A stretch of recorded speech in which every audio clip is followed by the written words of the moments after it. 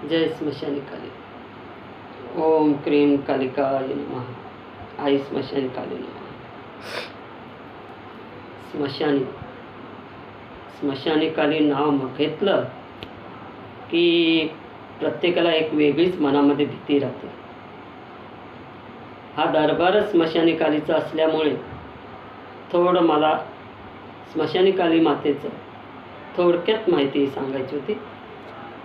हिची माहिती जी आहे ती खूप मोठी आहे, तिचा विस्तार खूप मोठा आहे आणि हा एवढा मोठा विस्तार, एवढी मोठी तिची माहिती ह्या एवढीशा भागात सांगता येणार नाही। मग माणसांसाठी म्हणजे जे साधक आहेत, भक्त आहेत आणि जे सामान्य लोक आहेत की त्यांना नक्की काय हेच माहीत नसतं, तर एक साधारण म्हटलं तर स्मशानी काली नक्की काय आहे। तर आपल्या मनामध्ये ज्या दोन रूपं असतात, एक सात्विक मन असतं, एक तामसिक मन असतं। आता तुम्ही म्हणतील सात्विक आणि तामसिक काय फरक आहे? जेव्हा तुम्ही शांततेने आनंदाने घरामध्ये वावरतात तेव्हा तुमचं मन हे सात्विक असतं आणि जेव्हा तुम्ही चिडचिडपणा करतात, घरात वाद असतो, भांडणं होतात, तापलेलं असतं, तो मन असतं तुमचं तामसिक। तर ही स्मशानी काली त्याच पद्धतीने आपल्या रूपामध्ये आपल्या देहात वास करत असते। आता ह्या मातेची जर तुम्ही पूजा सात्विक पद्धतीने केली,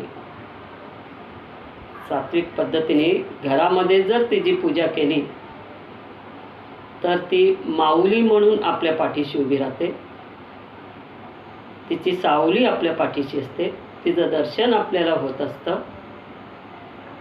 आणि जर तुम्ही तंत्रमंत्र ह्या विद्येचा वापर करून स्मशानात किंवा एखाद्या निर्जन स्थानी किंवा अंधाऱ्या भागात जर तिची पूजा करणार असताल, बघा तांत्रिक मांत्रिक जारण मारण ह्या पद्धतीने जर तिची पूजा करणार असाल तर ती स्मशानी काली म्हणून आपल्यासमोर येते, आपल्याला तिचं रूप दिसतं।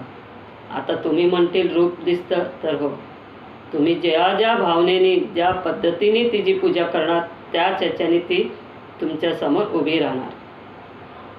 त्यामुळे तुम्हाला कोणत्या प्रकारची पूजा करायची आहे हा विचार तुम्ही करायचा आहे। तुम्ही सात्विक करणार आहात का तामसिक करणार आहात हा तुमचा विचार आहे, तुमच्या मनाचा विचार आहे।